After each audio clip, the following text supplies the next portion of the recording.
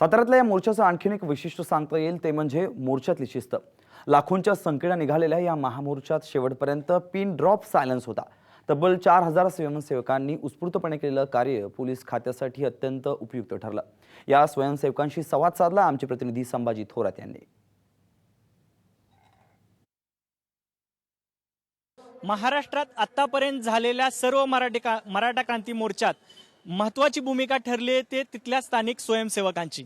साताऱ्यातही 10,000 स्वयंसेवक आता काम करत आहेत। पहाटे 5 वाजल्यापासून हे काम करत आहेत।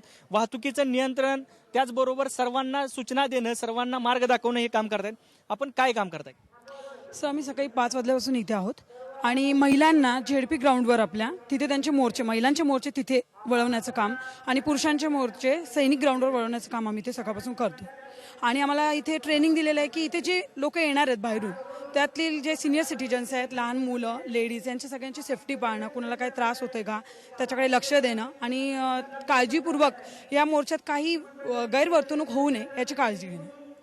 तुम्ही काय केले सकाळपासून आल्या? सकाळी आल्यानंतर आम्हाला थोडंसं इथं जे कागद वगैरे पडले होते तेही आम्ही साफसफाई केली आणि व्यवस्थित जे अधूनमधून येणारे लोक आहेत त्यांना जागेवर जाण्याची हे दिली, म्हणजे सांगितलं त्यांना की रिक्वेस्ट केली की तुम्ही जागेवरच थांबा, कारण जेणेकरून इकडे तिकडे कोणी फिरू नये आणि असं होऊ नये की चुकीचे काहीतरी त्याच्यातून हे होऊ नये, म्हणून जागेवरच त्यांना थांबायला सांगितलं।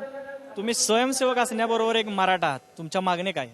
माझ्या मागण्या तर आहेत की जे मराठा आरक्षण आहे ते प्रथम मिळालं पाहिजे आणि जे स्त्रियांवरती अत्याचार होतात त्या गुन्हेगारांना प्रथम शिक्षा झालीच पाहिजे, ह्या माझ्या मागण्या आहेत। तू सकाळी आलायस, इथं काय काय केलंस? आम्हाला पार्किंग व्यवस्था एक नेमून दिलेली होती। त्या पार्किंग व्यवस्थेचं आम्ही पालन करून ज्या ठिकाणी आम्हाला ठिकाण दिलं होतं त्या ठिकाणी व्यवस्थित गाड्या लावून घेतलेल्या आहेत। माणसांना जे ठिकाण सांगितलेलं त्या ठिकाणी माणसांना जाण्यासाठी नियमांचं पालन होतं ते केलेलं आहे आणि त्या ठिकाणी माणसांना जायचं आम्ही विनंती करून त्या माणसांना तिथपर्यंत पोहोचवण्याचे प्रयत्न केलेले आहेत। तू कशा प्रकारे लोकांना मदत करतोस?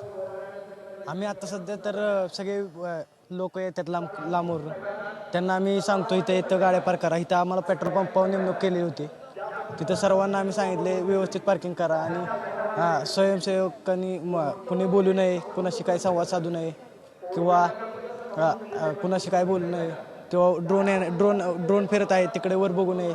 सगळ्यांनी एका लाईनीत चाला, सगळ्यांनी एका लाईनीत चालावं, सगळ्यांनी शिस्त पाळावी, हे स्वयंसेवक काम करतायत। या स्वयंसेवकांच्या कामामुळे पोलिसांचा भार निश्चितच हलका झालाय।